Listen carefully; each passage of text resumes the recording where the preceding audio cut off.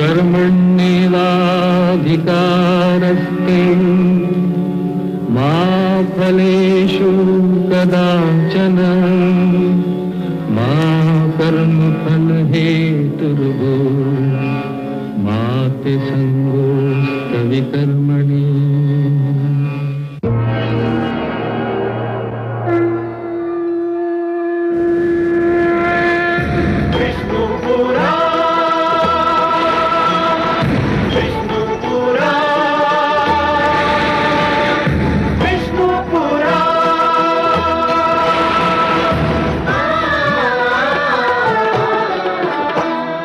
जीव ज्ञान ब्रह्म ज्ञान अथ श्री विष्णु पुराण। ओम की कथा महान जय श्री विष्णु पुराण। विष्णु पुराण विष्णु पुराण विष्णु पुराण। प्रगटे कब तीन लोक जन्म मृत्यु हर्ष शोक। पृथ्वी जल वायु गगन प्रकृति कब ज्योत अगन। इस पुराण में है निहित जप तप और योग ध्यान। विष्णु पुराण विष्णु पुराण विष्णु पुराण। मैं मां हूं, धरती मां। श्री विष्णु ने पहले देवराज इंद्र और फिर देवर्षि नारद को यह संकेत देकर कि विरोधियों को कैसे तर्कहीन किया जा सकता है और उन्हें किस प्रकार वो कार्य करने पर भी तैयार किया जा सकता है जो वो करना ना चाहते हों, वास्तव में कूटनीति की परिभाषा बता दी। इसी के साथ यह भी सिद्ध हो गया कि युद्ध केवल युद्ध क्षेत्र में नहीं जीता जाता। विवेक और नीति से कार्य लिया जाए तो युद्ध बातचीत द्वारा भी जीता जा सकता है। दानवों को संजीवनी मंत्र के होते अमृत की कोई आवश्यकता नहीं थी, परंतु श्री विष्णु के परामर्श से देवराज ने अमृत के पक्ष में ऐसे तर्क दिए कि दानवों को विश्वास हो गया कि अमृत संजीवनी मंत्र से भी अधिक मूल्यवान है और वे मंथन के लिए सहयोग देने पर तैयार हो गए। इस विराट मंथन के कारण सागर के गर्भ में छिपी क्या क्या विचित्र और अनमोल वस्तुएं निकलेंगी, ये जानने के लिए मैं बहुत उत्सुक हूं।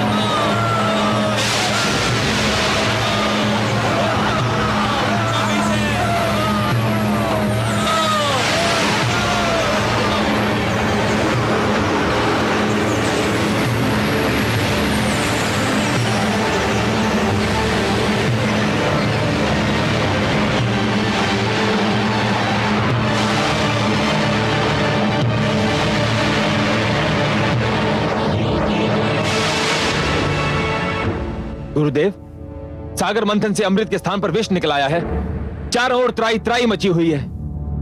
देवता तो कहते थे कि सागर मंथन से जीवनदायक अमृत मिलेगा, परंतु सागर तो मृत्यु बांट रहा है गुरुदेव। इसी कारण हम वहां से भाग आए। ऐसे में सागर मंथन से क्या लाभ? हम अब सागर मंथन में भाग नहीं लेंगे।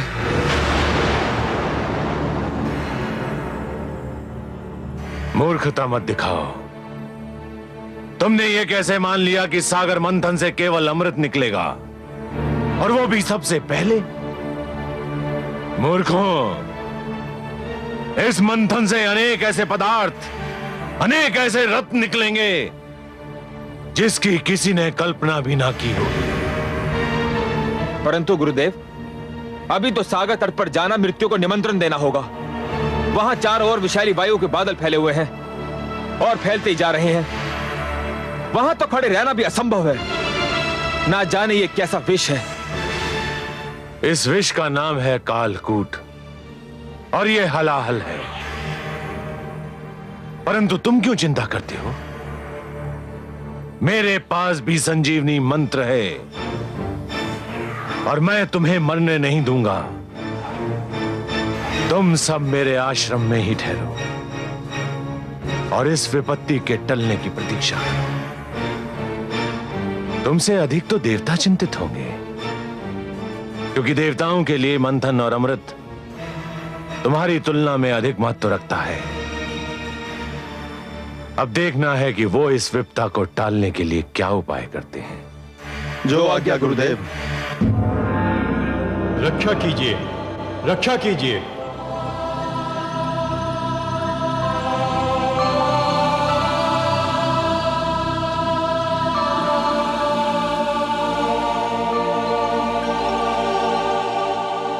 रक्षा कीजिए हे त्रिलोकीनाथ, आपकी सृष्टि संकट में है।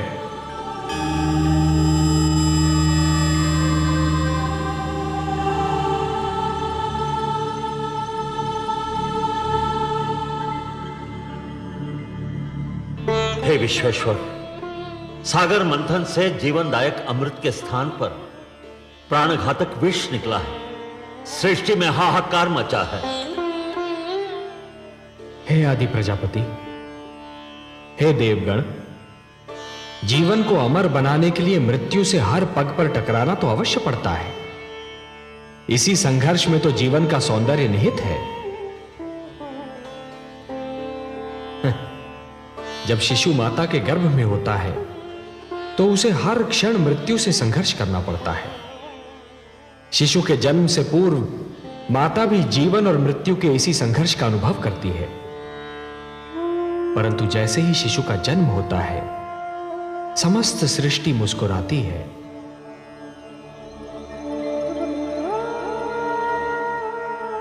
यदि अमृत की प्राप्ति इतनी सरल होती देवगण, तो जीवन और मृत्यु का यह संघर्ष और उसकी यह कथा कब की समाप्त हो चुकी होती।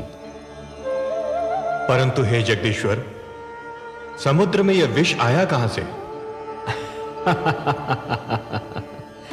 यह तो आदि प्रजापति श्री ब्रह्मा की संतान मानव का चमत्कार है। वो जिस वस्तु को भी अपने लिए उपयोगी नहीं समझता, उसे समुद्र की गहराइयों में फेंक देता है।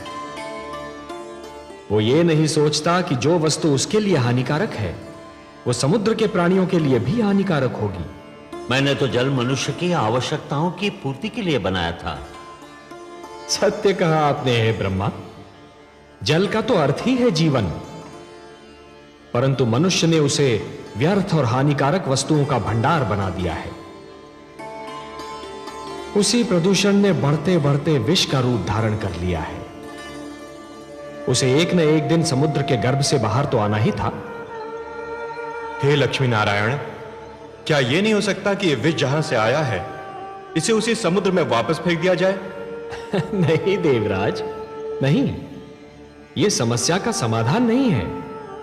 यह तो समस्या से भागने का एक असफल प्रयत्न है। यदि इस विष को पुनः समुद्र के गर्भ में फेंक दिया गया तो वह दृष्टि से ओझल अवश्य हो जाएगा, पर उसके अस्तित्व का अंत नहीं होगा। वो कल फिर समुद्र के गर्भ से बाहर निकलेगा, किसी और पीढ़ी के लिए संकट बनेगा। देवराज, संकट का समाधान अगली पीढ़ी के लिए छोड़ देना स्वार्थ है, कुनीति है। हे सर्वेश्वर, सागर मंथन आपके आदेश के कारण आरंभ हुआ था। अमृत की प्राप्ति हमारे लिए नितांत आवश्यक है, परंतु इस विष के कारण मंथन स्थगित हो चुका है।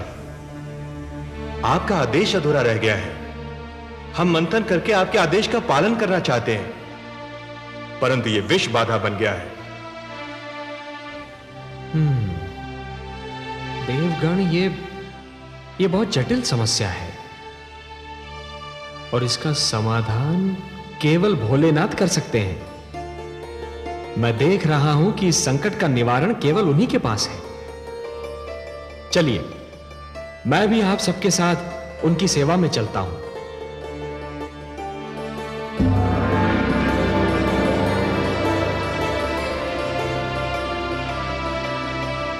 महादेव की जय हो।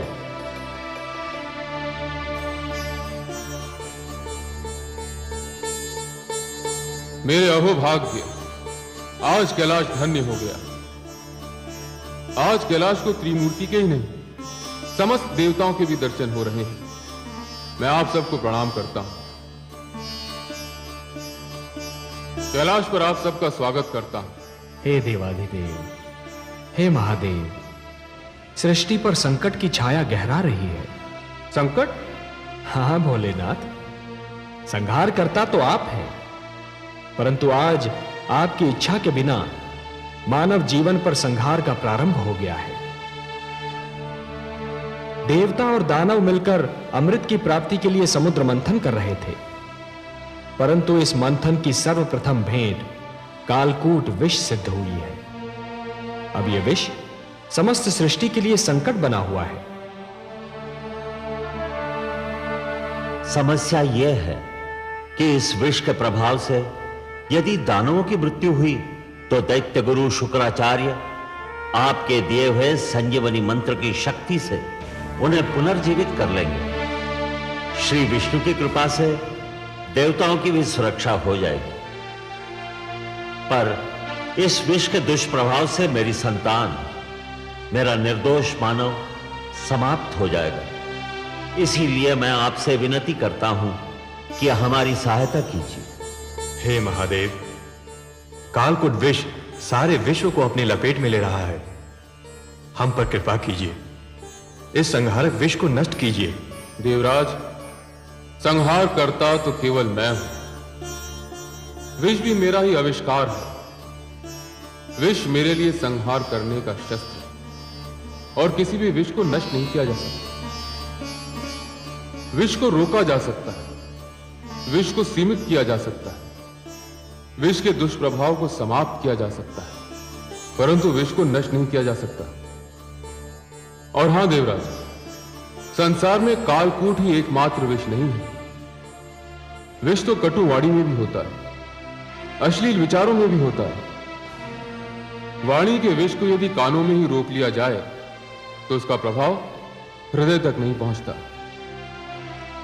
और अश्लील विचारों के विष को यदि मस्तिष्क में प्रवेश न करने दिया जाए तो वो चरित्र को हानि नहीं पहुंचा सकता।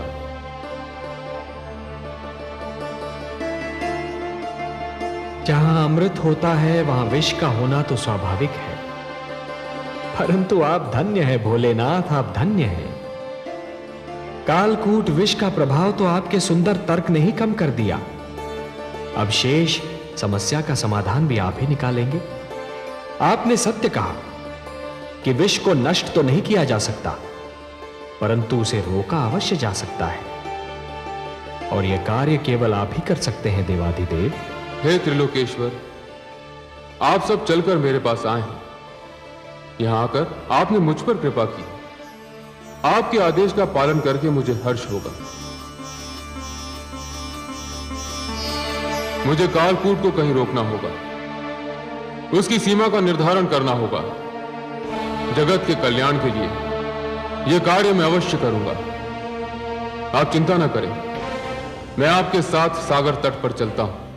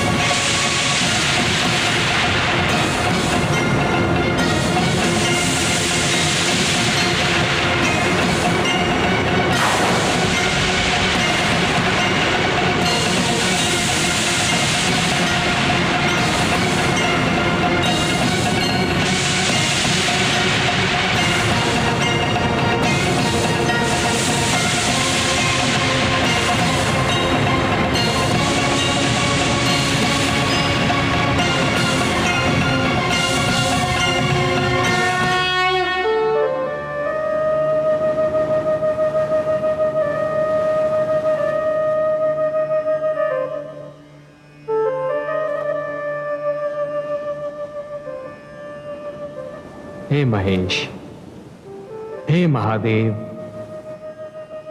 आज आपने कालकूट विष के प्रभाव से सारे संसार को बचा लिया।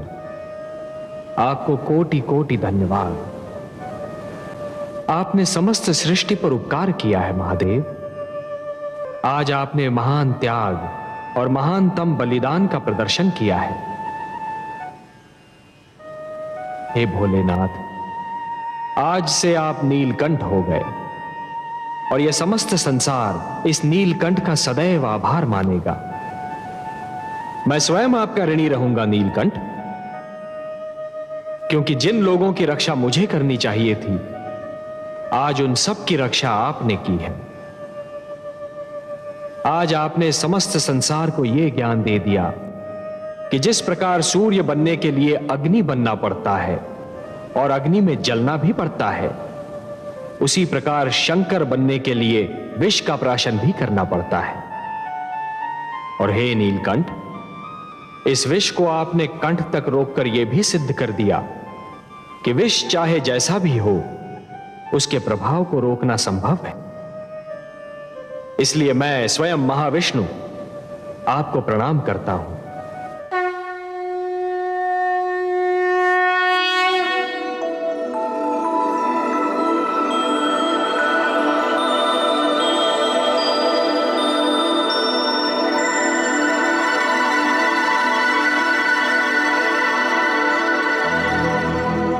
सबकी रक्षा के लिए किया आज विषपान। देवों के भी देव हैं नीलकंठ भगवान। देवों के भी देव हैं नीलकंठ भगवान।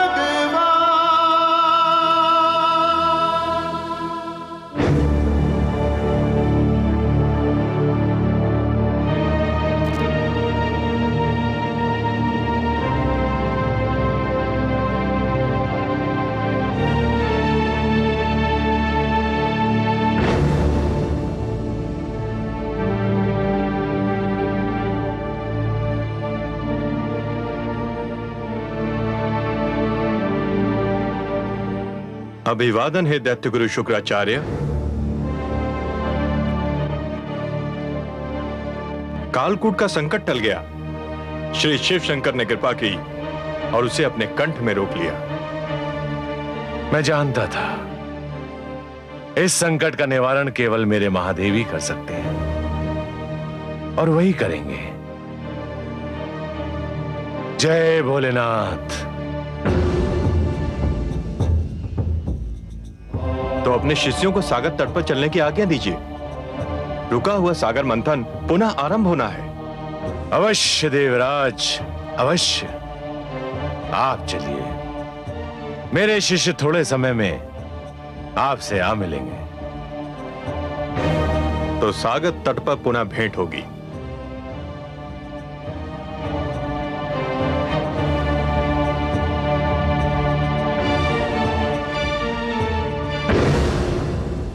गुरुदेव, क्या मैं पुनः जाना होगा?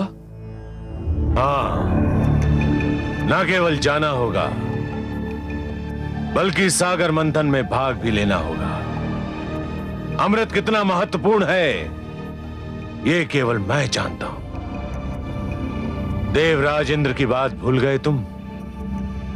संजीवनी मंत्र जितना तुम्हारे लिए आवश्यक है, अमृत उतना ही मेरे लिए आवश्यक है। तुम सब तुरंत सागर तट पर पहुंचो।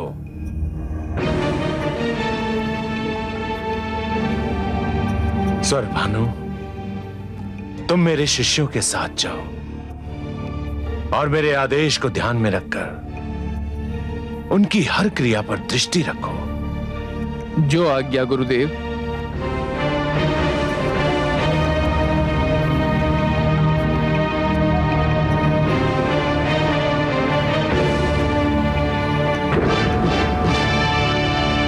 देवराज, हम आ गए। मंथन आरंभ कीजिए। हम तो प्रस्तुत हैं कालकेतु। हमें केवल आपकी प्रतीक्षा थी। देवताओं, सागर मंथन का शुभारंभ कीजिए।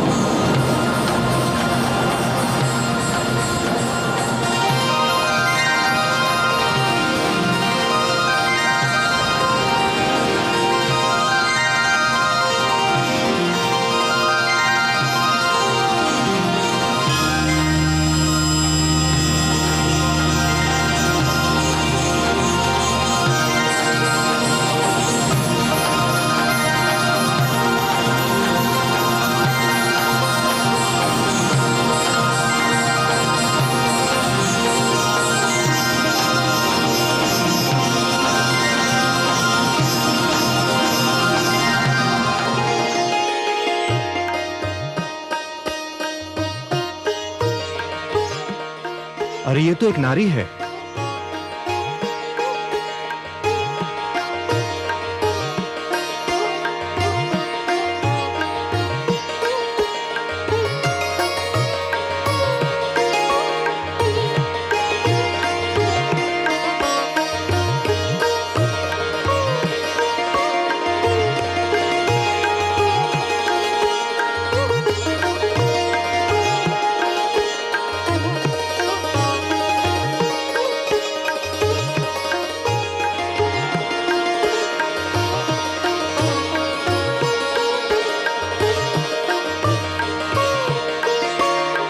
हर्षल, इतनी सुंदर नारी कभी देखी थी पहले?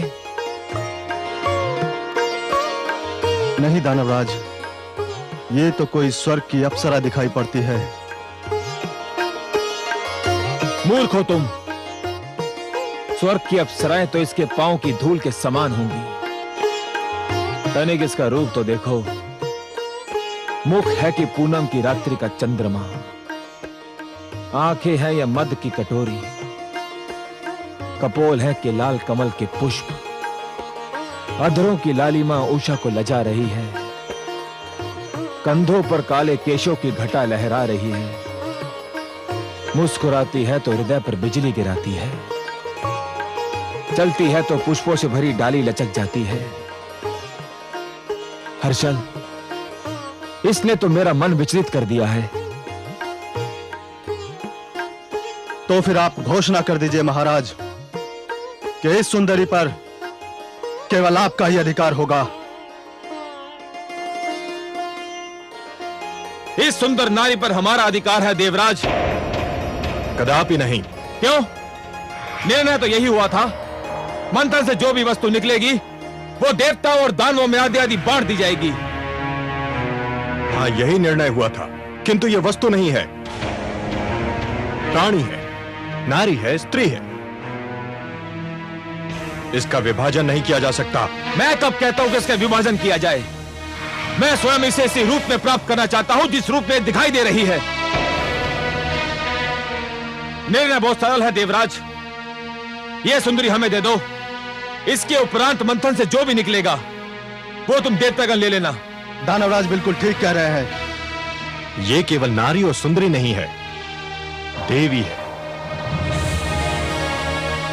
और देवी केवल देवताओं की संगति में रह सकती है, दानवों की संगति में नहीं। तुम हट कर रहे हो देवराज। यह हट का नहीं, सिद्धांत का प्रश्न है। यह देवी तुम्हें नहीं दी जा सकती। तो फिर हम समझौते के अंत की घोषणा करते हैं देवराज। हम समझौता समाप्त नहीं करना चाहते, परंतु यदि यही एक मार्ग रह गया है तो हमें स्वीकार है। समझौते के अंत का दूसरा अर्थ समझते हो देवराज? समझौते का अंत युद्ध का आरंभ होता है। अब हमारी भेंट युद्ध क्षेत्र में होगी। आपकी इच्छा दानवराज, तुम हमें युद्ध के लिए तैयार पाओगे।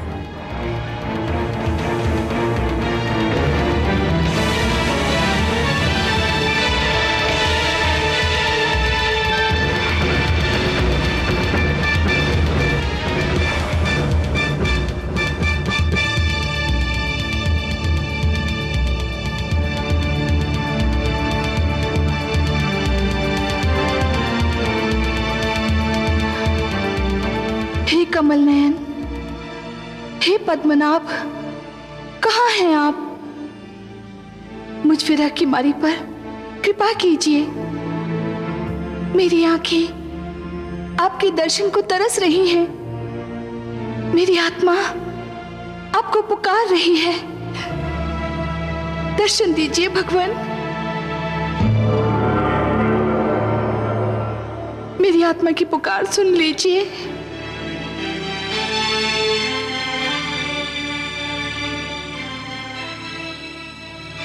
महादेवी, कमल नयन, आपने हमें पुकारा, हम आ गए आपके पास। कमल नयन, आपने मुझे अपनी भुजाओं में ग्रहण करते समय कहा था कि इस बार हमारा मिलन बहुत ही मधुर होगा। हाँ देवी, परंतु धरती पर मुझे आपसे दूर करने की चेष्टा की जा रही है। देवता और दानव मुझे आपसे छीनने के लिए तत्पर हैं, एक दूसरे से युद्ध करने के लिए तैयार हैं। हे कमल नयन, सागर से निकलते ही सबसे पहले मुझे आप ही का ध्यान आया था। आपसे क्षणिक वियोग भी मुझसे सहन नहीं होता। हे महादेवी, उपवन के भाग्य में वसंत का सुख सदैव नहीं होता, उसे पतझड़ का दुख भी झेलना पड़ता है। उसी प्रकार जीवन में भी मिलन का आनंद सदा के लिए नहीं छाया रहता देवी, वियोग की घड़ियां भी आती हैं। तो कब बीतेंगी यह विरह की घड़ियां? मैं तो आप ही की हूं, आप ही के लिए बनी हूं। आपसे दूर रहने का विचार भी मुझसे सहन नहीं होता। हे महादेवी, इस बार आप मंथन में सागर पुत्री के रूप में जन्मी हैं, इसलिए आप धरती के नियमों के अधीन हैं। मैं इन नियमों को तोड़ नहीं सकता देवी। धरती के सारे प्राणियों की भांति आपके भाग्य विधाता भी ब्रह्मा है। आपके भाग्य में क्या लिखा है ये तो केवल वही बता सकते हैं। तो मैं ब्रह्मा जी के पास जाऊंगी, उनसे पूछूंगी कि मुझ पे ये अत्याचार क्यों किया जा रहा है, मुझे अपने नारायण से क्यों दूर किया जा रहा है।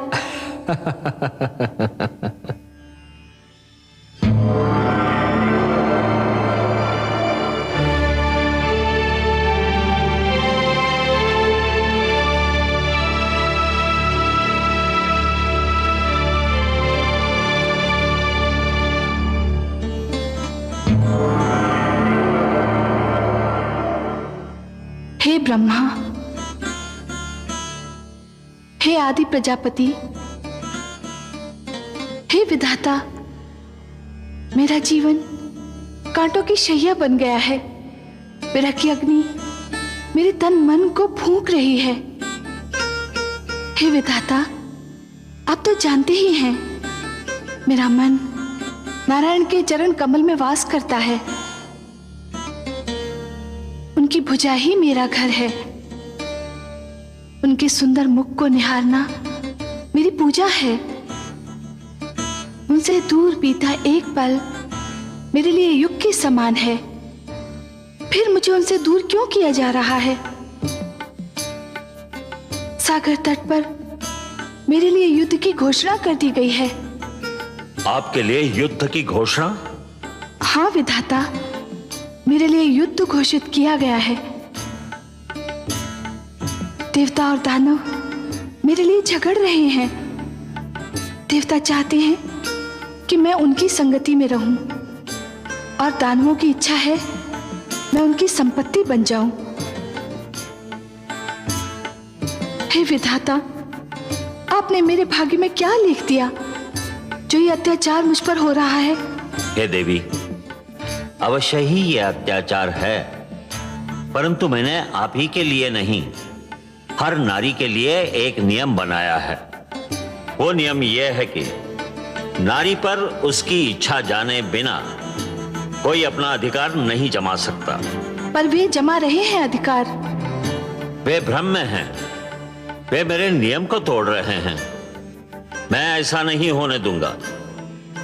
चलिए, मैं आपके साथ चलता हूं, उनका भ्रम दूर करता हूं।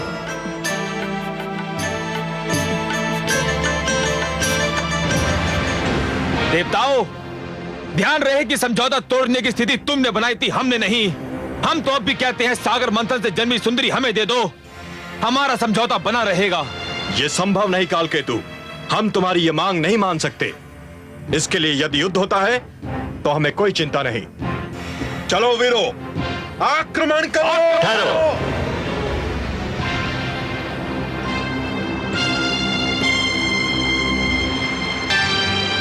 दोनों पक्ष इस नारी को प्राप्त करने के लिए झगड़ रहे हैं, पर किसी पक्ष ने इस नारी से यह पूछने का कष्ट किया कि स्वयं इसकी इच्छा क्या है? यह नारी की इच्छा का प्रश्न नहीं है ब्रह्मदेव, यह समझौते के सिद्धांत के आदर का प्रश्न है। नहीं, यह हर स्त्री के अधिकारों का प्रश्न है।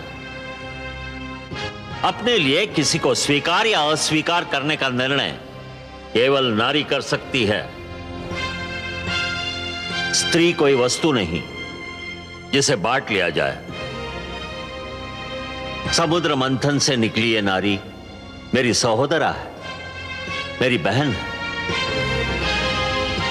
ये सागर पुत्री किसे स्वीकार करेगी, इसका अधिकार मैं इसी को देता हूं। आज मैं एक नई प्रथा के शुभारंभ की घोषणा करता हूं। यह स्वयंवर की प्रथा होगी। स्वयंवर? हाँ, स्वयंवर, जो हर नारी का अधिकार होगा। अपनी इच्छा से अपनी पसंद का वर चुनने का अधिकार। इस सागर पुत्री के हाथों में एक पुष्पमाला होगी। यह पुष्पमाला इसके मन की इच्छा की प्रतीक होगी। फिर यह सागर पुत्री जिसके गले में यह माला डाल देगी, समझा जाएगा उसी को इसने अपना वर चुन लिया। मैं समस्त देवता और दानव समाज को इस सागर पुत्री के स्वयंवर समारोह में भाग लेने का निमंत्रण देता हूं।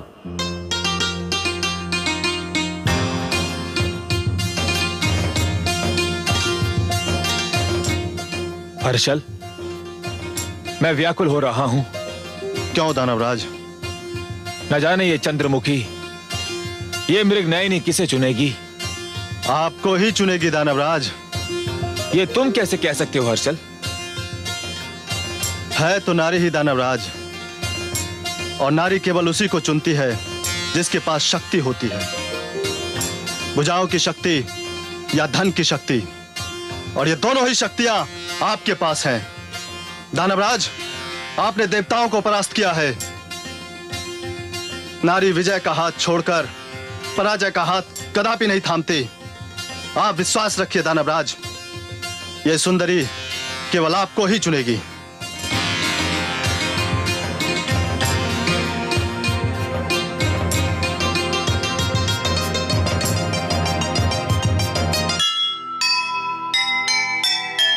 बात स्वयंवर की सुनी, दानव हुए अधीर। जिसको चुन ले सुंदरी, परम धन्य वह वीर। दिव्य स्वयंवर की प्रथा भूल गया संसार। जिसने नारी को दिया